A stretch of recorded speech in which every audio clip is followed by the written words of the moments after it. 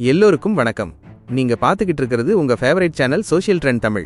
இன்னைக்கு ஒரு செம சர்ப்ரைஸ் நியூஸோட வந்திருக்கேன்.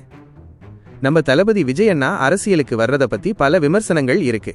ஆனா இதுல ஒரு பெரிய ட்விஸ்ட் என்னன்னா, தமிழக அரசியல் தலைவர்கள் சிலர் அவருக்கு ஆதரவா பேச ஆரம்பிச்சிருக்காங்க. அதுல முக்கியமானவர் யாருன்னு பார்த்தா, புதிய தமிழகம் கட்சி தலைவர் டாக்டர் கிருஷ்ணசாமி. சும்மா யோசிச்சு பாருங்க. ஒரு பக்கம் விஜய் அண்ணாவோட அரசியல் என்ட்ரிய எல்லாரும் விமர்சிச்சுட்டு இருக்காங்க. ஆனா டாக்டர் கிருஷ்ணசாமி என்ன சொல்லியிருக்கார் தெரியுமா? 70 வருஷமா தமிழ்நாட்டுல சினிமாக்காரங்க தான் அரசியல் பண்ணிட்டு இருக்காங்க. ஆனா விஜயை மட்டும் ஏன் டார்கெட் பண்றாங்கன்னு ஓப்பனா கேட்டிருக்கார். அதோட நிக்காம ஆட்சியில பங்குன்னு விஜய் அண்ணா சொன்னதை அவர் வரவேற்கிறார்.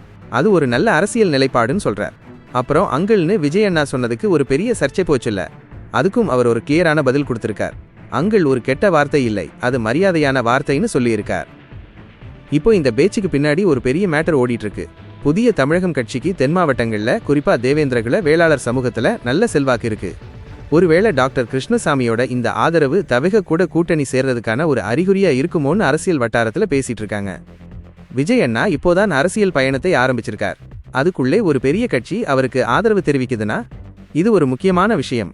இது உண்மையிலேயே கூட்டணியா மாறுமா, இல்ல வெறும் ஆதரவு மட்டும்தானான்னு பொறுத்திருந்துதான் பார்க்கணும். ஆனா இந்த நியூஸ் இப்பவே அரசியல் களத்துல ஒரு பரபரப்பை ஏற்படுத்தி இருக்கு. சரி நண்பாஸ், இந்த மேட்டர் பத்தி நீங்க என்ன நினைக்கிறீங்க?